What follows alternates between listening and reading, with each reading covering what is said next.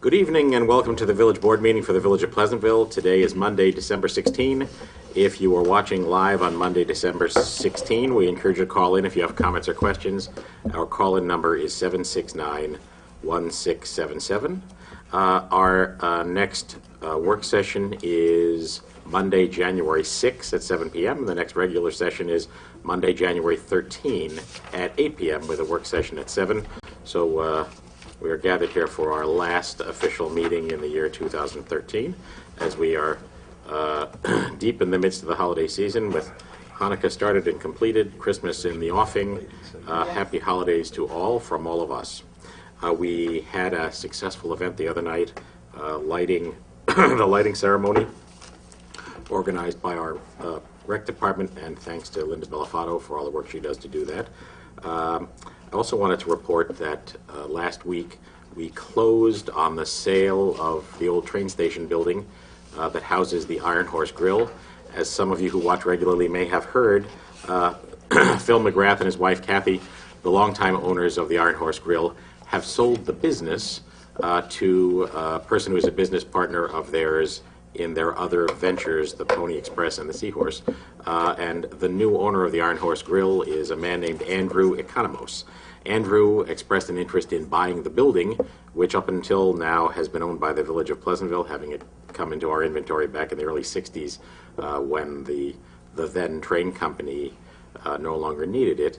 And it was apparent that it would be a great opportunity for us to return a building that has no future public use to the private tax rolls, and to also allow the business that occupies it to own it. So we negotiated agreement and have sold the train station for $650,000. It was sold with protections that ensure that it can't be changed on the outside without the approval of the board and the architectural review board. And I'm happy to report that the new owner, Andrew Economos, has no intention of making such changes. So Pleasantville Landmark has been preserved and also been transferred to the private tax rolls, and we are delighted to welcome Andrew Economos, both as a business owner and now as a landowner in the Village of Pleasantville. A couple of other things I want to point out. One is a couple of people have asked me about the old rec center at Bedford Road and Great Oak Lane. As I think most of you are aware, we sold that some months ago to a private owner, Mike McCormick and his wife, and they, as you may have noticed as you drive by, are in the midst of what will be an extensive restoration and renovation of the building for a private home. Great work going on there. I've seen the plans, really quite extraordinary. And that village landmark will be adaptively reused for a new life and a new 100 years, we hope. So lots of good stuff going there as well. Mike and his wife fully intend, after they finish their renovations, to have a planting plan in the front, and we anticipate a planting of a new great oak tree somewhere in the vicinity of the old one. Also, people have continued to ask me about the progress at the Henkel building, the former MLA building down on Marble Avenue. As you can see, the warehouse piece has already been built, but the piece that has yet to be built and will be coming along shortly is the office wing that sits in front of the big warehouse. If you take a closer look, you'll see that the original foundation for the old MLA building is still there.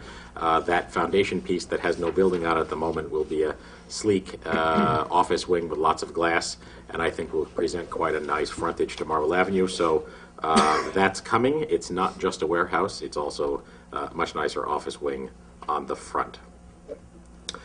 Also wanted to mention, I know lots of people have asked me about various questions about the two projects that are prominent on our agenda lately, one being the Toll Brothers residential development on Washington Avenue, the other being the proposed Benchmark Senior Assisted Living project on Bedford Road up near Maple Hill. And I just want to remind everybody that all of the voluminous submissions for both of those projects are available on our website at pleasantville-ny.gov. If you are willing to wade through a raft of material, there is a tremendous amount of information there for anyone who might want to dig through it to familiarize themselves a little bit further with it. Anybody else have anything you wanted to? No, just Merry Christmas to all. In the category of oral communications, we met earlier in work session with the attorney and the property owner of a small commercial building that is right behind the BP gas station and convenience store at the corner of HobbyStreet and Manville Road, and Marble Avenue. They have requested a rearrangement of our zoning map at the moment. That parcel, which was originally zoned for commercial uses, was captured in a rezoning we did about 10 years ago and put in a residential zone. That, I think, by common assent, is manifestly inappropriate for that particular building in that particular setting. And so, as you will see later in the evening at resolution number 253, we begin the process to refer that to a planning commission to ultimately authorize rezoning, the rearrangement of the zoning district line in that neighborhood. With that, off to the resolutions. Colleen, 250. Resolved that pre-check register dated December 16, 2013, covering check numbers 76911 through 77016, has been reviewed and they are hereby approved as listed below. Coming from the general fund, the special purpose fund, the water fund, the refuse fund, the pool fund, the trust and agency fund, totaling $168,610.89. Is there a second? Second. Comments or questions? No. All in favor? Aye. Aye, Mindy. Resolved that the Board of Trustees hereby approves the following budget amendments to increase revenue and expense for settlement of a litigation with Prime Petroleum and to transfer funds to the general fund for payment of legal fees. The amount to increase is $69,403 as a transfer in from water to legal, and the same amount, water compensation for loss, transferred to the general fund, for a total of $138,806, and to transfer funds for various over-budget accounts in the amount of $2,000 from the senior center part-time to the senior center repair and maintenance, $744 from senior center sick bonus to senior center repair and maintenance, for a total of $2,744. Is there a second? Second. That first item, to increase revenue and expense for the settlement of litigation with Prime Petroleum, represents the result of good legal work by Joel Sachs, our village counsel, who was able to successfully recoup some losses we had that resulted from an environmental cleanup as part of our water main and stormwater project up in the old village. So thank you for that, Joel. Good work, Keenan Bean. All in favor? Aye. Motion approved. 252. Whereas sealed bids were advertised in the official village newspaper and received on December 11, 2013 for sanitary sewer relining project, and whereas bids were received as per the following: Arold Construction, $36,500, National Water Main, $44,000. Now therefore be it resolved that the Board of Trustees hereby awards the bid for the sanitation sewer refinery project to Arold Construction, 51 Powder Mill Bridge Road, Kingston, New York, in the amount of $36,500. Said award is subject to review of contractor references and a review of performance and payment bonds and insurance certificates. Is there a second? Second. Patty, you want to describe the project? This is actually two areas where we feel that we need to do some rehabilitation on very old sewer mains. One is Wheeler Avenue, which the main actually extends behind all of the buildings on Wheeler Avenue from Manville to Bedford Road. And the other is on Virginia Place, where there is some evidence that the sewer has settled and does need to be relined. So these are projects that require slip lining. There's very minimal excavation, very minimal disturbance. It's basically taking some material that looks like a toothpaste tube and inserting that into the existing pipe and then blowing it up with steam and pressurizing it to form a new pipe within the pipe. It's a very interesting way of dealing with older mains and areas where it's very difficult to. And we to found access this out lines. because of the issue we had on Wheeler, with the sanitation With pipe? respect to this particular Yes. line, the age of it, the location of it, and yes, the work we had done previously Indicated that we looked needed how tuberculated the pipe was and how pitted it was. It just makes sense to get in there and to do we know how line it. how much further this problem may exist, because I'm sure we have a lot of very old sanitary pipes running in some parts of the older areas of the village. I mean, could this I don't become- know that, but I do know that we're working on a long-term capital plan to do sewer rehabilitation and relining, mostly Bedford Road and all of the streets that intersect with Bedford Road, Right. where we consider to be the oldest part of our sewer system. We need to examine those That lines. could be pretty costly. It could be, but it would need to be done, in phases. Of course, yeah. Okay. Let's vote on it, and I have a question. All right, all in favor of 252? Aye. Aye, motion approved. Well, I'm thinking of it, the construction in the road going on down in front of Photo Works, right on the corner of Marble and Bedford Road. Con Ed. What's going on there? What is their timeline? And can we get an update on that? I have lots of people asking me about that disaster down there. Mindy's correct, it's a Con Edison project. Yeah. They consider it an emergency repair. Then why don't they repair it? They're actually doing a lot of trench work during the day. They are there. Now, they haven't Yeah, been the there in the traffic last few control days is with terrible. the traffic control. It's a very difficult spot. But they Well, need to you do know. better. They're terrible. Yeah. We'll try to find out what the scope is and when they think they'll be out of there. Yeah. Well, in the midst of this, a transformer blew end of last week, and all the traffic lights were out Yeah, and all I kinds saw of troubles. that. Okay. All right, resolution number 253. Oh, you're welcome. Resolved that the Board of Trustees hereby forwards a zoning petition submitted by 19 HobbyStreet, Pleasantville, New York, to the Planning Commission for review and comment. Is there a second? Second. Second. This is the item I just referenced that we discussed in work session with the applicant, the proposed switch of the line to put this 19 Hobby Street building back in the commercial zone. All in favor? Aye. Aye. Motion approved. The motion for the last one? Yes, we do. Yeah, it's a No, it says separate. Joel have it. Yeah, it's a. a hard copy. Yeah. Oh, yeah, I have it. It's yeah. on. It's It in. came in an Yeah, I got it. separately. Yep, I got it. It nearly crashed my computer, it was so long. Yeah. I don't have it. She sent her an email earlier.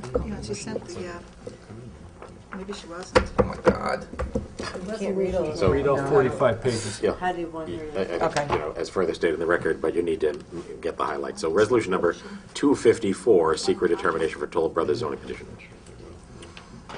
Colleague. Okay, I'll read the first paragraph and then, 'cause that's not. And I think we can touch on the categories. Okay, Yeah. resolution issuing a negative declaration for the secret determination of significance by the Board of Trustees of the Village of Pleasantville with respect to the petition by Toll Brothers, Inc. to, 1, amend Article 5 of the Village of Pleasantville zoning code to modify the planned unit development PUD regulations by permitting parcels located in the village's campus office district consisting of 15 acres or more to qualify for PUD designation. 2, mapping an approximately 18-acre portion of the premises currently designated as Section 99.14, Block 1, Lot 79 on the Village of Pleasantville tax assessment map as being located within the PUD district pursuant to Section 185-27 of the Village Zoning Code. And 3, analyze the conceptual site plan and subdivision in connection with the proposal of Toll Brothers, Inc. to develop a luxury townhouse community at the site consisting of approximately 68 units. Let's see. 7. All the information about the meetings Yeah, that we've had. and just. How do we want to start this?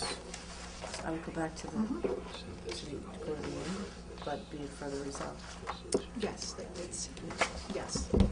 They've actually had some discussion. I'm just trying to see which ones you want me to cover in this. Just Be it,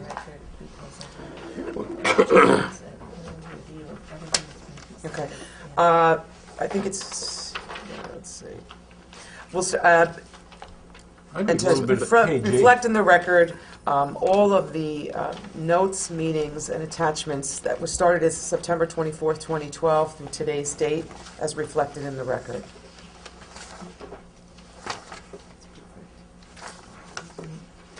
The first date? I think so. that sufficient, Joel? Do we need to read more of that? No. Okay, You can so- just spread it on. Okay, great. So is there a second? It's a long, Second. it's 28 So pages. this is I'll read a it. 20-some-odd page document, and as Colleen indicated, it indicates not only the sequence of events and submissions, but the nature of the submissions, and it then goes through the so-called SEQRA, S-E-Q-R-A, State Environmental Quality Review Act, requirements to review and consider impacts on various aspects of the village, and explores that in substantial detail. So this resolution will be up on our website at pleasantville-ny.gov for anyone who wishes to look at it in care, with care. But again, project impacts and their magnitude are covered in the categories of impacts on the land, impacts on water, impacts on air, impacts on plants and animals, impacts on agricultural land resources, impacts on aesthetic resources, impacts on historic and archaeological resources, impacts on open space and recreation, impacts on critical environmental areas, impacts on transportation, impacts on energy, impacts on noise and odor impacts, impact on public health, impact on the growth and character of the community or the neighborhood, and then growth impacts and fiscal benefits of the action, as well as quite a bit of other material. So those are the categories that are required under the State Environmental Quality Review Act, and as you have just heard in the proposed resolution, the village proposes a negative declaration which would not require the applicant to pursue a full environmental impact statement. Our basis for that is, I think we have gone through, as is described in the record, a pretty exhaustive process, and the applicant has provided an enormous amount of data, and we feel, as do our professional advisors, that we have sufficient information to make a reasoned judgment about this project. So is there anyone in the audience who would like to comment? Can I ask a question while they... Sure. Joel, in here it's 68 units, and I believe that was the last figure we saw. However, in the fourth whereas, we referenced 70 dwelling units. Is there a reason that those numbers are different, and is it significant? You want to, maybe you want to. Yeah, I was quickly, sorry. Stay there, Eileen. You'll be right up. I'll be right Just a brief. This way. David Cooper from law firm Steinmetz, representing the applicant. Thank you. I was just going through, I think originally, those whereas clauses are dealing with how the proposal was brought into your board. So originally, it was a 70 Right. proposal. So the whereas clauses are setting forth what it looked like when At that the time. process started, but this resolution Okay. is covering the Okay. revised. And, Great, thank you. Thank you for clearing that up. Welcome, Eileen. Just give us your name, although we know it. Yes, my name but is Eileen West. I live at Foxwood. So this 20-page thing, literally, I just got. I haven't had a chance to read it. Right.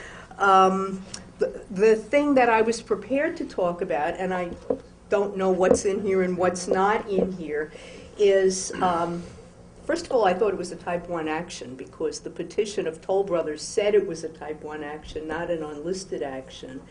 And I'm learning more about land use than I ever want to know. But from what I was able to read, if it's a type 1 action, it's presumed to need a full environmental impact statement.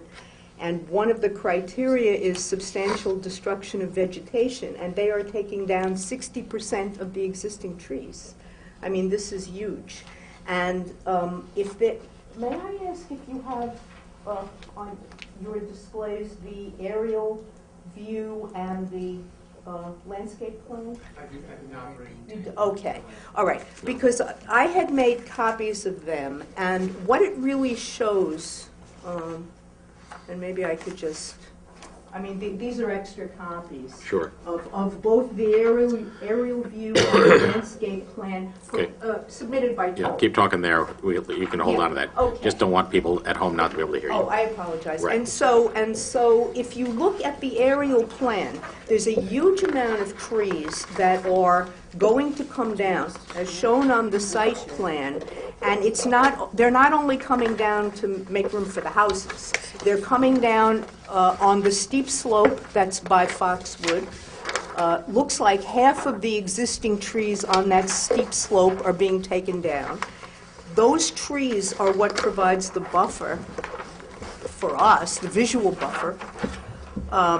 If you compare the two, it's one thing to say you're going to take these trees down and build houses, but they're taking the trees down beyond that and getting rid of half of a visual barrier that we have. They're also getting rid of a lot of trees on the north side of Washington Avenue for the residents there. And a lot of it, and I'm not a landscape person, but a lot of it just does not seem to be necessary. They just seem to be taking down trees.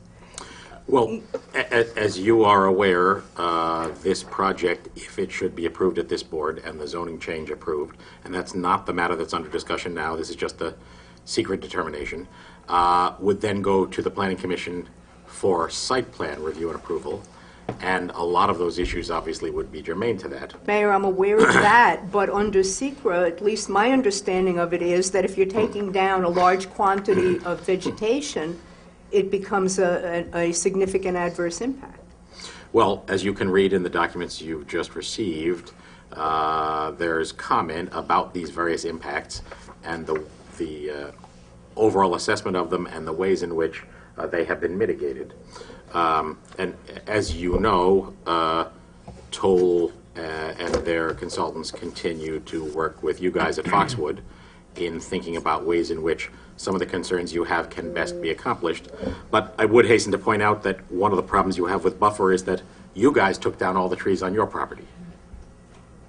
I don't mean you personally, but at the time that believe me, I didn't when personally Foxwood was take any trees developed, down. when Foxwood was developed, I mean, that's pretty clear, I think, in the aerial you just gave us. So part of the issue we confront, obviously, and the Planning Commission will confront, is I'm all in favor of buffers and want minimum impacts wherever we can have them. But I do think that my personal assessment is there may be some tweaks to be made in what they have proposed, but there are also some opportunities on your side of the border to improve your circumstances as well. With all due respect, we can't plant mature trees. These trees have been there. The view, they are very protective in terms of what we see, especially in the summer. In the summer, really, we can't see anything. In the winter, we can see a lot. But Don't misunderstand me. I'm sympathetic to that concern, except that we don't own this property, you don't own this property, someone else does, and therefore your capacity to require them to keep trees is limited, just as their capacity to control what you do on your property is limited. right, So, but it does constitute a large quantity of vegetation that's being removed. And the question is whether that's is it necessary to remove it? And I don't think that all it right, is. point registered. Okay. I'd like to hear from David. To answer Yeah. that, when you're done. Did you have more? Do you have more? I'd Well, the rather only not other turn this things, in. no, the only other Yeah. two environmental concerns that I had. One is the wildlife that's back there, because there really is, I don't know if it's a corridor, but I will tell you that in the morning and at dusk, there's deer out there. We I've saw seen- them when we were there. Yeah. There's like, yeah. There's families of raccoon. I've seen fox back there. Yeah. I don't know how much of an impact it has on wildlife, but it's got to have some. And then the third environmental possible impact, and I really know nothing about this. My understanding is there are going to be gas-fired fireplaces with 68 chimneys, and they are to the west of us, so that the airflow moves from west to east, and I don't know what's going to come over Foxwood, but we're going to have 68 fireplaces going in the winter, and I just don't know if that is an environmental impact, because I don't know anything about gas fireplaces. Well, certainly, But- I mean, nothing about SECRA implies that there are no impacts, and there isn't any question that there will be less wooded area on this site when it's redeveloped in the hypothetical toll plan than there is right now. But the effort we've gone through, and I think the decision we are comfortable with now, is that the applicant has provided us with the level of information and analysis that allows us to proceed with our further review of this without the further step of an EIS. Well, if that's your decision, then obviously that's your decision. Well, you'll have to see. We didn't vote yet. And again, Mr. Mayor, just reiterating what you indicated, just because the board is issuing negative declaration does not mean that the public and the residents of Foxwoods will not have further opportunity to discuss these various issues. There has to be a hearing on the zoning amendments that would be before your board, and then more specifically to Ms. West's issues that she raised, such as the trees and the screening and the smoke from the fireplaces. These are all legitimate site plan issues, and there's still opportunity for the Planning Commission to take those comments into account, and if they do determine to grant site plan approval, they can impose certain conditions which hopefully will mitigate the impact on the neighborhood. Thank you. Okay. Anybody else? I'll be quick. I just wanted to correct the record a little bit. Okay. This is not a type 1 action, but even if this were a type 1 action, the secret regulations, and certainly Joel can tell you this as well, only indicate that there's a presumption of a significant impact. If the empirical data and the expert opinion that's before your board indicate that there's not a significant impact, then no EIS would be required. And obviously, Mr. Mayor, you've referred to it, and I think we all know that the level of information and analysis before your board is not only empirical and certainly full of expert opinion, but is, I think, significant enough for you to make a determination. And I believe your board, we would submit, is going to make a determination tonight that you've looked at all these impacts, and these don't present a significant adverse impact such that an EIS would be required. Also, from an aesthetic point of view and community view sheds, just remind you, and I know that Susan has said this before, and unfortunately, I guess she's not here tonight, but the DEC program policy on visual assessments for SECRA, as well as the EAF workbook, also published by the DEC, indicates that visual impacts at the SECRA level are looking at aesthetically important community views. So visual assessments that are supposed to identify resources of public importance and determine whether there is an impact to that view shed. You know, for instance, we spent a lot of time on views from Washington Avenue and looking at the views as you're coming up Washington Avenue and what can be done along Washington Avenue. That's separate from a private property impact. So the issue of one person's view from their backyard viewing somebody else's new backyard is not what the SECRA visual analysis is what this board is looking at. Nonetheless, as I think Joel has indicated, that type of issue can be looked into during the site plan approval process. And obviously, we want to be good neighbors, and I think we've been working with Foxwood to try to address the issue. Also, I would submit that this board has taken a hard look, although it's not legally required to, but has taken a hard look at the view shed from Foxwood down the hill to the proposed development. The current view is of roofs of abandoned office buildings and through the woods. The proposed view, a lot of that woods would remain, and buildings of much higher quality architectural building and design will be in its place. So you're taking an underutilized, abandoned site and actually redeveloping it. You have the photographs, elevations in the record, and what I would submit is that that's sufficient information for this board tonight to make a determination that there will not be a significant adverse impact on community views or even individual views. Nonetheless, that individual issue, whether there can be more screening provided, will be dealt with during the site plan. Thank you. Thank you. Anybody else wish to speak? Do I have to limit my questions? First of all, I'm Pete Donahue. I live on Washington Avenue, but closer to Lucio than Just give us the number so it... 160 Washington Avenue. Okay. Do I have to limit my questions and comments just to this particular issue of the EIS? I think that would be helpful. That's the matter that's open right now for a vote. We're happy to hear comments on other stuff, other aspects of this. Well, on a and the different- environment on a in different general, occasion, yeah. broadly the Right. environment. Sure. From interest. I guess I don't understand. I'd like an answer on why not require the developer to do the most in-depth analysis, environmental impact possible when you have 18 acres of property, you know, the gentleman says that there's no significant impact, and I don't know exactly what part of the project he's talking about, but it seems to me 18 acres and I think it's like 7-point-something acres of woodland being knocked down for housing is a significant impact, one way or the other. Positive or negative, it's a significant impact. So I don't see why there's a need. As you said, this property's been sitting vacant for a long time. Why there's a need to grant them an exemption. It seems to me the most information, the more information on anything like this, of this magnitude, is better. My starting point is I grew up in New Jersey, and the development I grew up in as a kid, slowly but surely every single parcel around was developed. And one of the beautiful things about Pleasantville that I like is when you walk around, walking your dog or whatever, it's not house, house, house, development, shopping center, development, shopping center. So part of me is saddened by this proposal because I think slowly that's happening here, and as the economy gets better, you know, you've got the church property, you've got this property, there's just going to be fewer and fewer things that set this town different than others.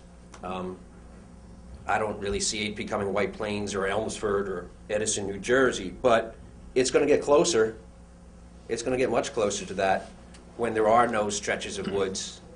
And I think that's a shame. And I think that's a decision, and that's an impact that should be weighed just as much as the fiscal impacts and everything else. I think sometimes I read the fiscal analysis. Let me just stick to the environment. You know, if you look at it, if you look at that, and I know the other project isn't on the agenda, and that's a whole different story. But this property does seem to be part of a green corridor where maybe the few remaining deer that can walk through this town or animals can do that. And as you cut those off and choke those off, it just becomes more and more like New Jersey. Like I said, I don't think it's going to be that bad, but, you know, a sense of a little wildlife, a sense of being something different than, you know, the Bronx or places like that, I think is what makes this town special and makes kids grow up and want to come back. I mean, I have no interest in going back to where I grew up. And one of the things I liked about Pleasantville is, you know, my neighbors, their friends who went to college, they come back. And I think when you lose some of this natural area, this village feel, which piece by piece, it looks like it's getting picked away, you lose a little bit of a town soul and a little bit of its feeling. And, you know, for me, that's got to be thought about long and hard.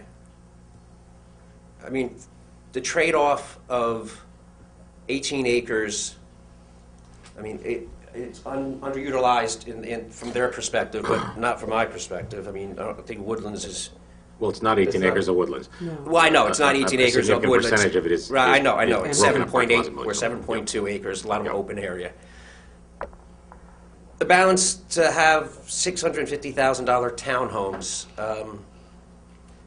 yeah, okay, that's nice, but I mean, there's an intangible value to what is there now, which is a feeling that not every bit of town is developed and will be developed.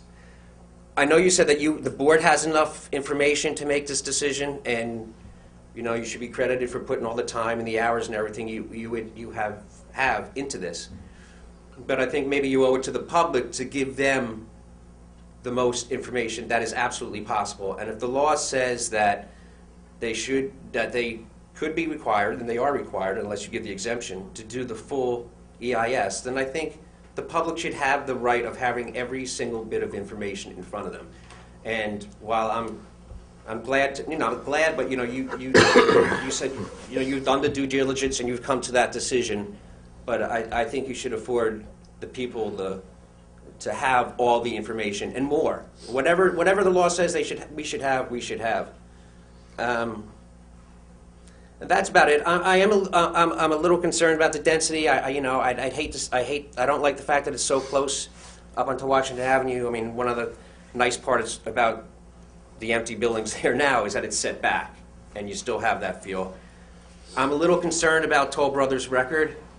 I'm concerned that they settled a case with the Environmental Protection Agency last year and had to pay $714,000 for clean water violations of the Clean Water Act. I don't think that's insignificant. I don't think that's small. It was 350 sites, 23 states, $750,000.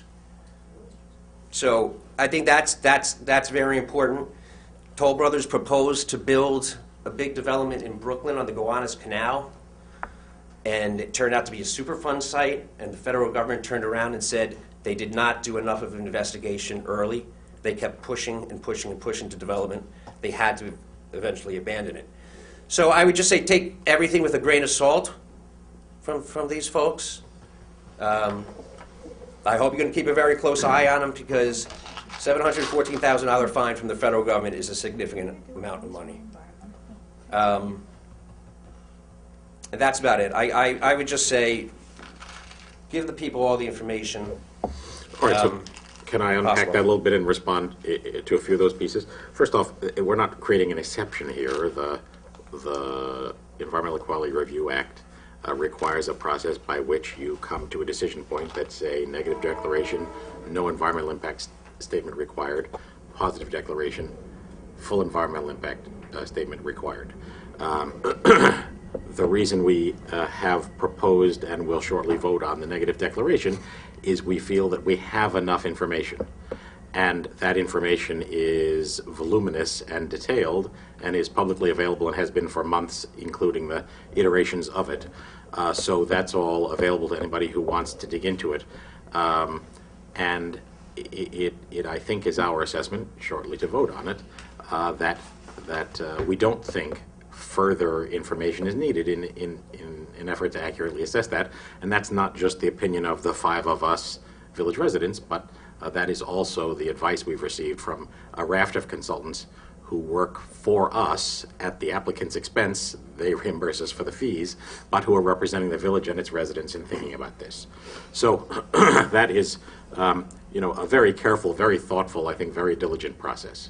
So I don't want to leave anyone with the impression that some sort of an exception is being created here. We've arrived at this, and we feel that we don't need more information. There isn't more information that would be truly beneficial to the thought process we now go into about the zoning change.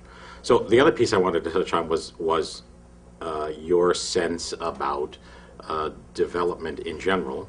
And just for starters, and we had some version of this conversation earlier, I, speaking personally, love the idea of maintaining any wooded properties that we have, but we don't own them. In a different environment with different economic conditions, perhaps one could say, well, the village of Pleasantville is interested in buying this property. Maybe 50 or more years ago, the village of Pleasantville might have been interested in buying the whole Manville estate, which ultimately was carved up into various pieces. Foxwood, a big chunk of it, the Bank of New York building, a chunk of it, the Savin Engineering building, a chunk of it, the former Baker Properties office buildings, the one we talk about now, all carved up out of what was once a very grand and heavily wooded private estate. So you're quite right that the 50 or 60 year process on those sites has been a process of slow development. We find ourselves in a circumstance now with these degraded and empty office buildings that are, I think by common agreement, not likely to be revived in their current form without some highly unexpected development. And so I beg to differ that leaving it that way isn't an option for the village of Pleasantville. It's not an option because it's a drag on our tax base. It's not an option because it ultimately degrades the neighborhood to have buildings falling into disrepair. And I can tell you with great certainty that quite a number of the neighbors who live across the street feel it's not an option to leave it the way it is because of the severe stormwater problems that exist on that site. So those are all factors that lead us to say it is time for us to find a new and productive use for this site. Zoning is a blunt instrument with which to do that. We can't simply decide who's going to buy it and what they're going to do with it, and we can't tell the current owner, Benenson Equities, that they are required to keep this as green space and can't sell it. So all of those things are factors that go into the process we have gone through. And although I share your view that green space is a highly desirable piece, I'm not sure I completely agree with you about, the sort of sense of creeping urbanization. There are lots of areas of this village, I think, that give substantially give it its character, that were developed at the turn of the century, that are pretty darn dense development. But they are dense development in an interesting, rather village-like way, and I think that the form of the lots, the size of the lots, the closeness of many of the houses has contributed to the civic interest, the neighborly interest, the friends that have developed in various neighborhoods that makes Pleasantville the kind of place that, just as you described, causes people to go off to college and then hopefully come back. Fewer of them are coming back because it's too expensive.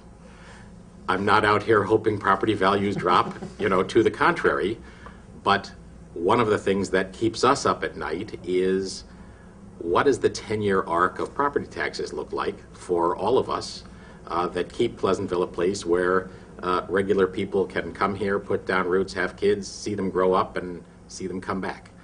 And that factors into our calculus as well.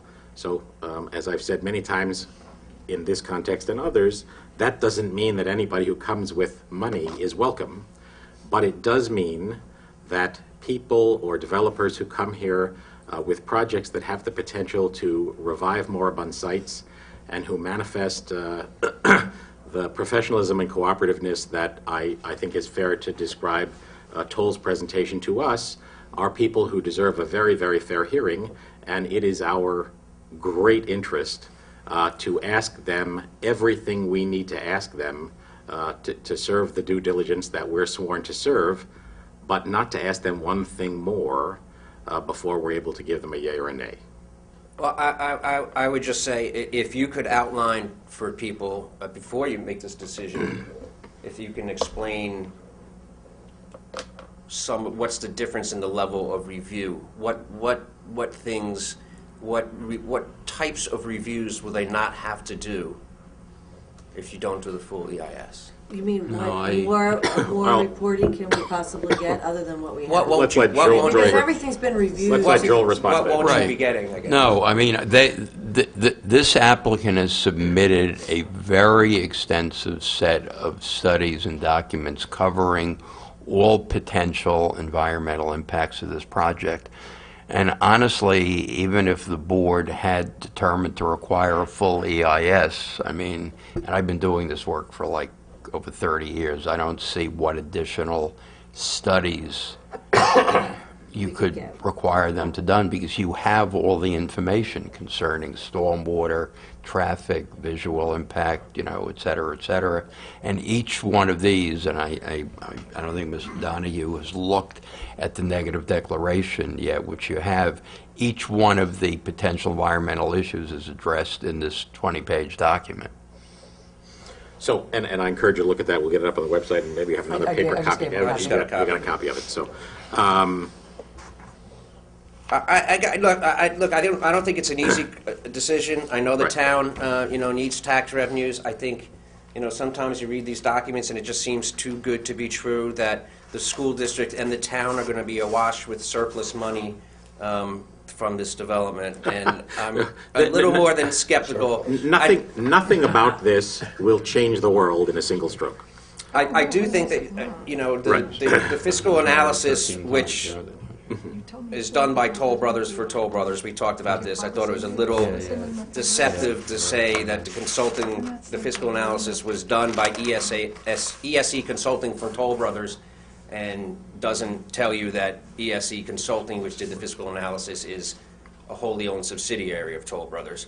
That being made, I think that's just a little deceiving. I think someone should spell out, and we talked about this earlier, if the fiscal if there is a surplus to the town, that document says 14,000, and then goes on to describe that, how that's a lowball figure, I think someone should put on the record what the town really thinks the revenues from the taxes will be to the village in excess of the... I mean, you can expenses. read in the further description of the applicant's fiscal impact, the next paragraph, as you rightly point out, describes a conversation they had with Patty Dwyer, who reported that we do not envision that the addition of 68 units... I know, right, yes, would but I didn't have- see a figure right. that said the town expects this much surplus.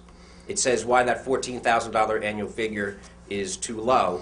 Well, what it says and what we have said is that we do not envision that we would add staff, I equipment, understand or that. infrastructure I to fulfill understand. this. And therefore, the benefit to the village of the additional tax money is offset by very small costs. So, you know, you and I had this discussion earlier, and I am guessing that out of the proposed 400 and some thousand in net revenue from village taxes, our real costs might be, you know, 10% of that. What do you think, Patty?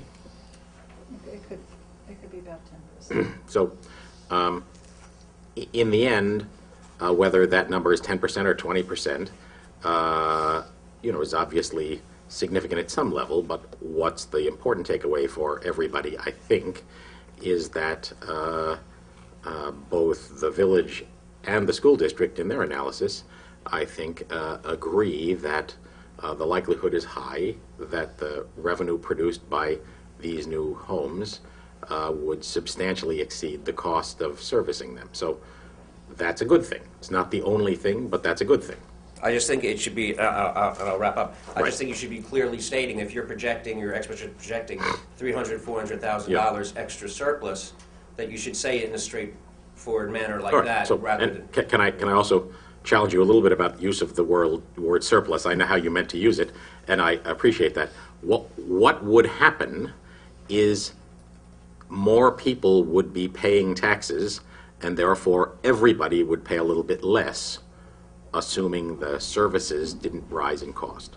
So the goal of increasing the tax base is to have more people paying in so that every individual, including the new people, pay less per thousand of value. Well, I do look forward to my tax bills That- staying steady or going down. We are trying, Because believe of me, this. we're up late trying to make that happen. All right, thank you. Thank you.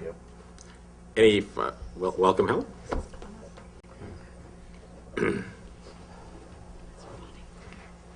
Good evening, Helen Muir, 3 Hayes Hill Road. I'm coming here as the chair of the Conservation Advisory Council. Just to mention, and I've stood up here and said this before, that I do have concerns about the environmental impact of the Toll Brothers development. The numbers are, it is an 18.5 acre parcel, and currently the coverage is about 5.5 acres, and the coverage is increasing to about 12.5 acres. So it is a destruction of 7 acres of woodland. I think I'd just like to make that clear. That woodland is sequestering carbon, reducing greenhouse gases. It has a cooling effect, and it moderates stormwater. I mean, to the extent that Toll Brothers is going to put stormwater systems in, man-made systems just don't replace natural systems if natural systems are running their course, although I know some of them run across the road, but that has a lot to do with how the property is right now. And also that area nurtures wildlife. That wildlife is going to get displaced, and some of it's going to die off at all levels, from, you know, microbes up through deer. But that wildlife is going to get pushed into people's backyards, and it's going to change the landscape forever. And I think that one of the things I would like Toll Brothers to consider, and the board, is how to reduce that footprint that they've proposed. I know they've reduced the number of units to 68. Maybe they could be a few square feet smaller. Maybe they could be not at the ends of the property. I would like to see them not build across the wetland at all. I don't think they need to bridge the wetland and encroach on it. I think they could leave the north end pristine, as pristine as it is now. And I'm just concerned generally that we are, you know, developing, knocking down woodland and replacing it with patios and decks and roads and houses and a little bit of lawn. So can I touch on that? I mean, Yep. I appreciate that. I'm sympathetic to that. I even agree with that, except we don't own it, and someone else does. So unless we're willing to buy it and say, we're the new owners and we're going to keep it the way it is, I'm not sure what answer we have. Well, how about the fact that if in the EIS, is that what it's called? Or EAF? FUNEX? It's an alphabet soup. In the EAF, right, the environmental assessment form, it clearly states how many acres are going to be developed.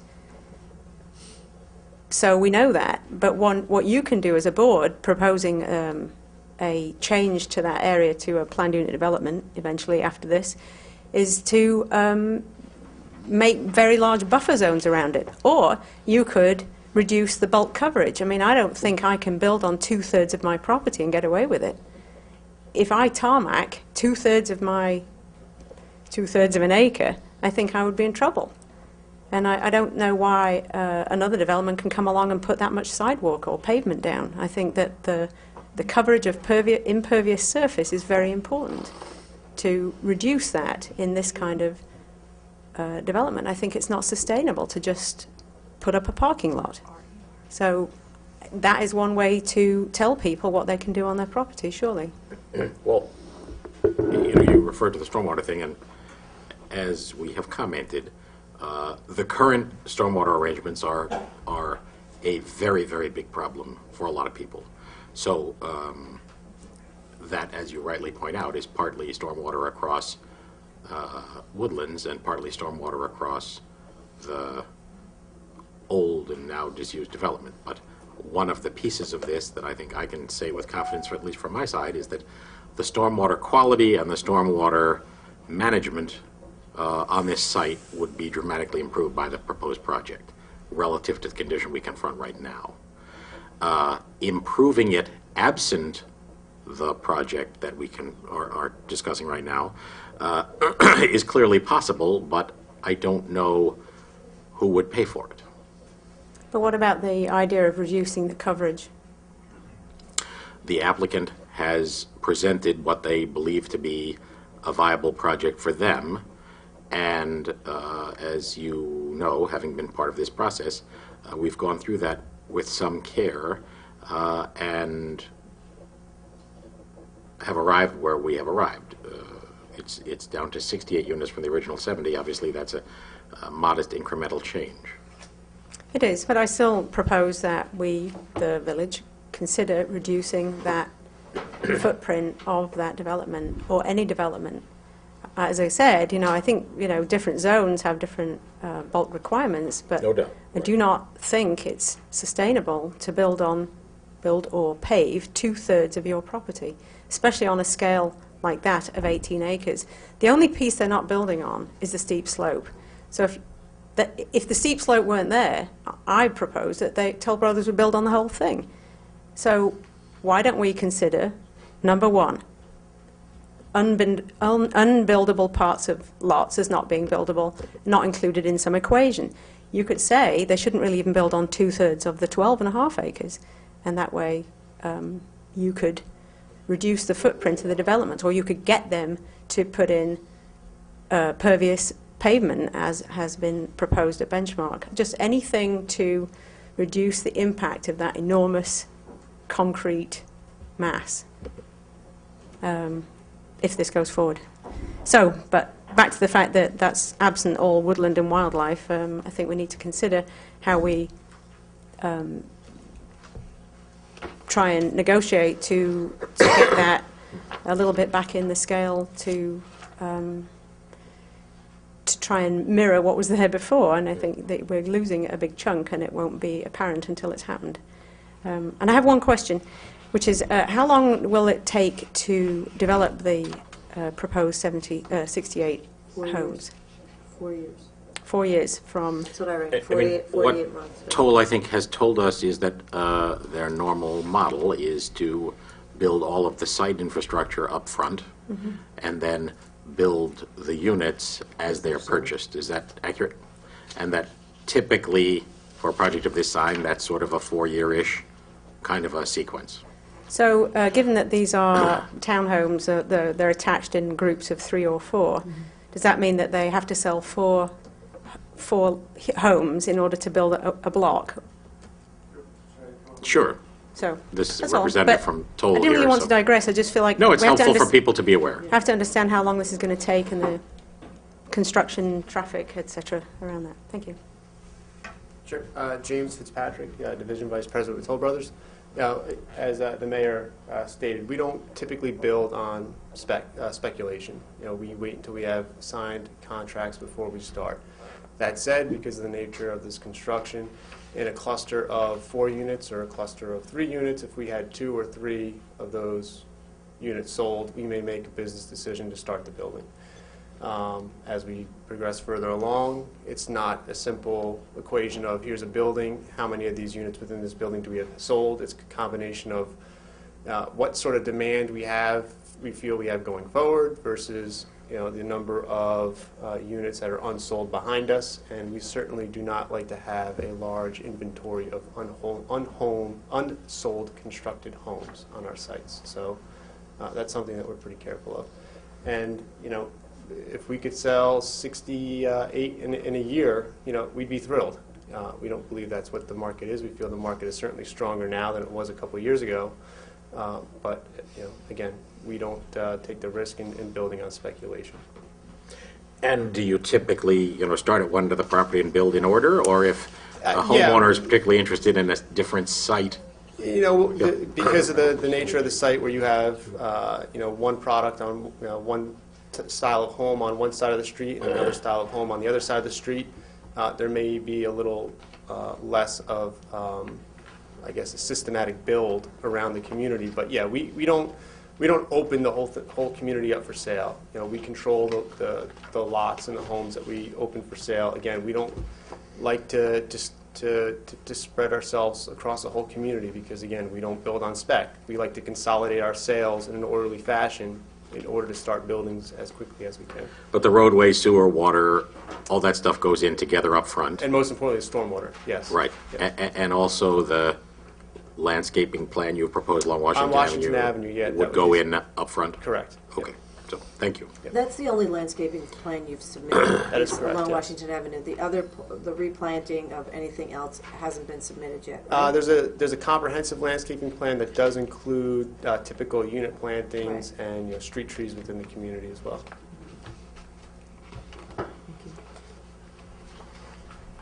Sorry, the only other thing I wanted to just make clear for the record, because it's an important night to make the record clear. So, Mr.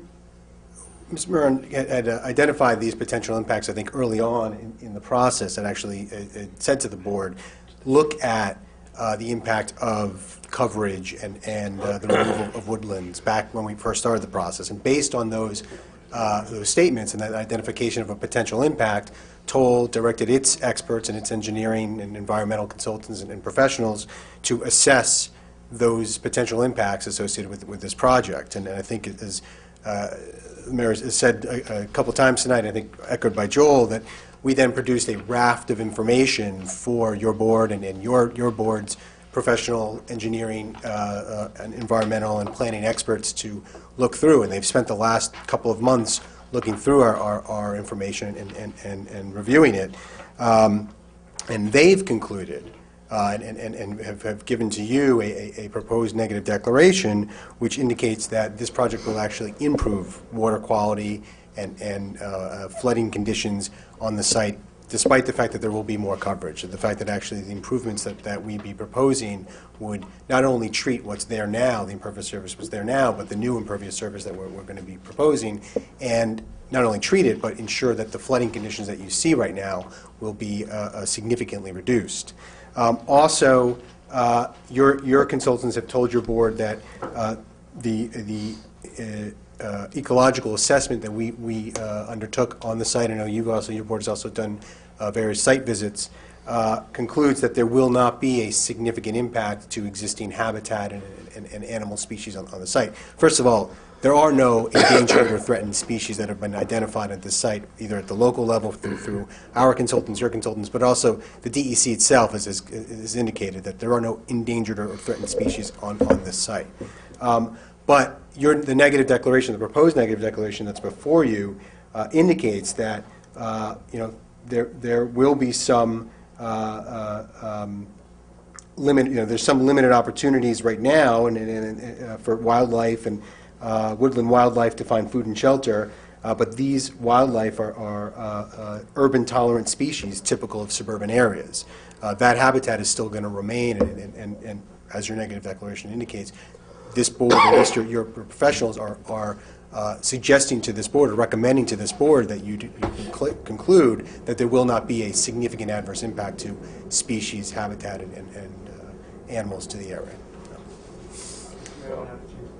Brief break while we change the tape and the camera. Welcome back. Brief break to change a tape in the camera. We're considering Resolution 254, secret determination for the Toll Brothers Zoning Petition. Is there anyone else, member of the public, would like to comment further? Do you have something more to say, Helen? Helen Welcome Muir, back. 3 Hazel Road. Just going to refute the statement that wiping 7 acres of woodland away has no impact. I'm just going to put it back on the record. It has an impact. There are 7 acres worth of... He didn't say there was no impact. He said there is no endangered No, species. No, there's no significant impact. That's the way the wording of the statement goes. Significant adverse. Adverse, yes, that's the way it's written throughout the whole, that's the determination, that's the legalese of the determination. And I just beg to differ. I think that there is a significant impact of removing 7 acres of woodland. I mean, it's something like, I can't remember the numbers of carbon sequestration of that amount of woodland is significant. It's, I can't remember how many thousands of miles driven by somebody in an SUV and so on. I can bring those numbers another time. I just think you have to recognise it's not just about, special creatures, it's about all creatures, any kind of things, and I think we all depend on them more than we think we do. Well, I mean, as you know, and we've had this discussion offline, we're balancing impacts here. Indeed, I just action don't has want to impacts, leave this inaction has meeting impacts. with the Right. idea that this is not an impact. Understood. No, and I was Thank you going to, before you vaulted to the podium, I was going to make that case that there is impact, no doubt, and it's a matter of balancing it, and it's a matter of recognizing what it is and how one could be mitigated afterwards, or two, what we can live with, quite honestly. So I was going to, I mean, you did it much better than I could do, but The fault. a bit refute David's very hard pushback on the fact that we are losing acreage, and we are going to have more impervious surfaces. And yes, I agree, we'll manage the stormwater better than it's being managed right now, but it is a balancing act. Right, and I appreciate the stormwater is an issue. I want people to Yep. understand, Understood. that there are other ways of ameliorating that, and I think that we do really need to think about covering less of that lot, or any lot of any size. We do it with all other residences. I'm not sure what the difference is here, so thanks. Thanks, Al. Okay. Thank you, Helen. Any further comment? Joel, is there anything else you think we need to add to the record prior to voting on I this? don't really think there is at this point. All right, so on a matter of this level of concern, perhaps we should have a roll call vote on Resolution 254, the secret determination for the Toll Brothers Zoning Petition. Colleen? In favor? Mindy? Aye. Jonathan? Aye. Brian? Could I just say one word here? As you wish. This is a this is a difficult vote for me. As somebody from Colorado and an admirer of what goes on in Boulder, Colorado, which I visit regularly and see, what a town like that has done and did a long time ago is purchase public land from private hands and established a whole green space surrounding the town, which is a good model for a lot of municipalities in this country and the world. And in a lot of what I've done in my time on the board here is to kind of hold up in a very small way what we do here to what towns like Boulder, Colorado do, and I find it instructive, but not always, it's not always apples to apples. What the mayor talked about with the Manville estate is that here was a big, beautiful green space that maybe in another time could have been purchased for a greater public good, for a great public good, and instead went into private hands. All of that Manville estate went into private hands. And I think it's up to us right now, short of buying that property, which I can tell you we're just not going to do. I mean, when we're trying to change out, more modern parking meters, and we're not buying property. It's just the way it is. It's just the way the world is right now. But what we can do is work with developers, and Mr. Donahue, you talked about Toll Brothers, and I'm aware of Toll Brothers' record. I was prepared when they first came in front of this board. As I let's just say, I'm a little leery going online and reading what you read and knowing a little bit about their record. But I think what we'd all have to say is that this has been a very professional group of people who have answered questions and responded to concerns in ways that I frankly didn't expect. That's not to say I'm in love with everything about this plan. I'm not.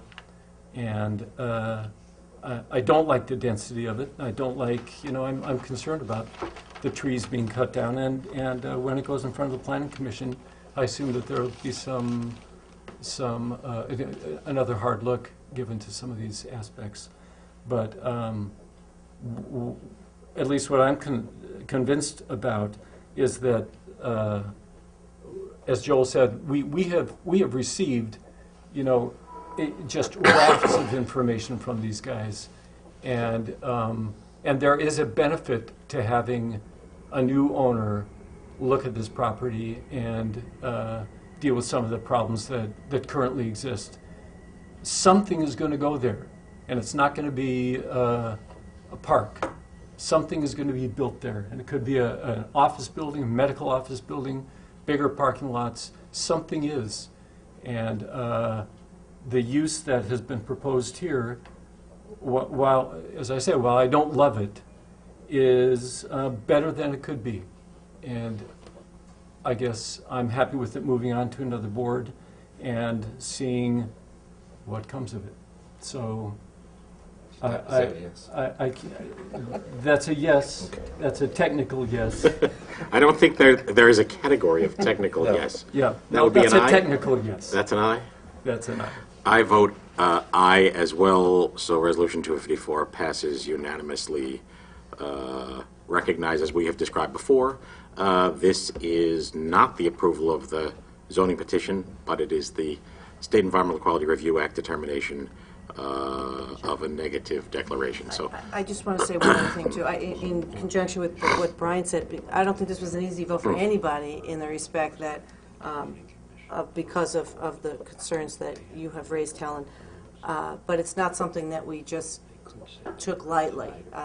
And the amount of information that we have is voluminous. I mean, it is, and if you read it, and I have, all those questions that were in my mind, and that's what I did over the weekend, is I kept going back to it and reading it over and over again because I still had those concerns. So I think for all of us it was a difficult decision, but the empirical data that was submitted to us was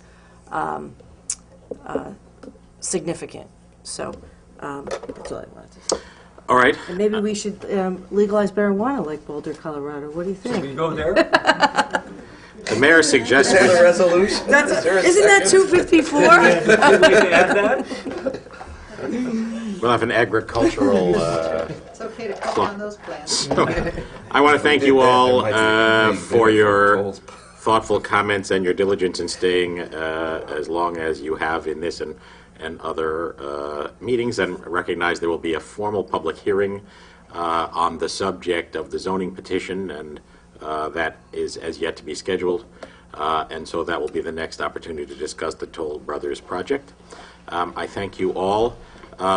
Our next move of the evening is to go into executive session on matters of police personnel. Is there a motion to go into Mr. executive Mayor, session? I think the next step actually is that you will have to schedule a hearing on the zoning amendments, but there really has to be a referral back to the Planning Commission on the latest version of the zoning Thank you text for pointing that amendments. out. Right.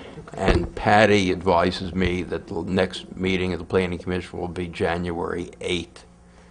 So I'm assuming that if you transmit the zoning text to the Planning Commission members, it'll be discussed at So the should meeting. we, do we need I a think- formal resolution of yes, referral yes, tonight? Absolutely, yes. All right, so that would be 2:55. And that'd be me. Patty advises me they ordinarily would be meeting Christmas Day. I doubt they'll do I think That's that. they're not gonna skip happening, that. yeah. Right. So, Us as Jewish. So the resolution has to say that we're... It's a separate, you need a separate. Right, so it'd be 255, Yep. and that we are referring it to the Planning Commission? The zoning, Zo- proposed zoning Right, text. the Sorry, latest the current version zoning. of the zoning text amendments that have been prepared by Toll Brothers, and they've been reviewed by Susan Favada and myself, but again, they need, under your zoning it's changed a little code, bit since we last referred to to it. be referred to the Planning Commission for a report and recommendation back to the board. Only the planning commission, Westchester County? It any should of all, these? it should all definitely go to Westchester County as well. Okay. So the motion should be to refer it to all the involved agencies. Does that cover it? And then we can be sure we ring all the right bells? Right. To the And Planning there's Commission? also, and there's also a referral Village to of Pleasantville neighboring Planning. municipalities. But again, some of these referrals don't need to be done now. They only have to be done when there's a final version of the zoning So text. for now, we need to do to Westchester County and to the planning. Right. Okay. And to other municipalities. Just quickly, if we're going to refer, we might as well refer to all of the any party that needs to be referred at this time, because rather than going to the Planning Commission and then coming back and then waiting for another referral, it's just going to be ping-ponging. So if we're going to refer it to the Planning Commission and county, I mean, although I believe the way the zoning the way the zoning code reads in 18558, it indicates prior to the holding of a public hearing, meaning a public hearing by the Board of Trustees, there's a referral to Westchester County Planning. There's also a referral to neighboring municipalities. We've done that, though. yeah, You've referred it Right. for seeker Right. comments. You haven't referred the actual text. You could not current have, zoning you text. could not have actually embarked upon the process for amending the zoning law until such time as you issued a negative declaration. Now that you've done that, the next step is... So just so I'm clear, but they've had the zoning text. We've referred it to them. But I believe there's been some changes. in Okay, the there zoning have been text. some small changes, yes. Right. And I think they need to see the Does latest. this need to go through the 60 days or whatever? No. I would say it doesn't, because you've already checked that box Okay. procedurally. But I think if Joel is saying if the Planning Commission wants to comment on the, I think there are 2 or 3 changes, might as well do it before the public hearing. So. Yeah. Further, it's helpful just to keep them. I mean, I in the just want to loop. make So- sure that we dot the i's Okay. and cross the You t's got all here. that? All right, you got that? I hope, I'll try the best Let her I rip. can. Okay, go ahead. You got it. Resolved that the Board of Trustees hereby forwards the Toll Brothers current zoning text to the Pleasantville Planning Commission and all involved agencies.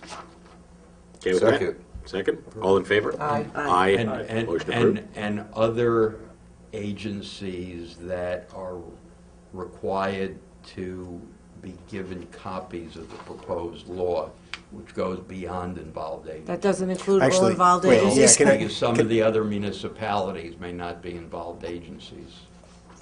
Well, can I simplify it only Well, because... approval- For instance, if you refer it to the town of Mount Pleasant, or to the town of Newcastle, they're not involved agencies, meaning they don't have any approval authority, but they still have a right to comment on the voting text. Okay. Right, or I the think, zoning text. right, to simplify it, it doesn't need to go to all the involved agencies under SECR, because SECR's been completed, but it's Right. It's the the neighboring zoning municipalities, it's Westchester County and the Planning Commission. All right, so, So, everyone comfortable with the revised with text? the revised, Back up. including Right. affected municipalities. Okay, Right. so, I mean, if you basically say that you're referring it to those parties required that it be referred to pursuant to section 185-58 of the zoning code. that all right, would so we'll accept that text. Movers Yes. accepting of that text? Yes. Second- Yes. Seconder Yes. accepts that Aye. text. We will vote again. Aye. Aye. Motion approved. Okay. Happy? We're happy? Joel, nothing more from you now. Let me We voted twice. They usually say that to me, that's great for me. All right. We're coming, you better get off that podium, Dave. All right, with that said, our next activity is an executive session on matters of police personnel. Is there a motion to go into executive session? So moved. So moved. Second. Second. All in favor? Aye. Good evening, thank you all. Good night. Merry Happy Christmas. New Year. Yes.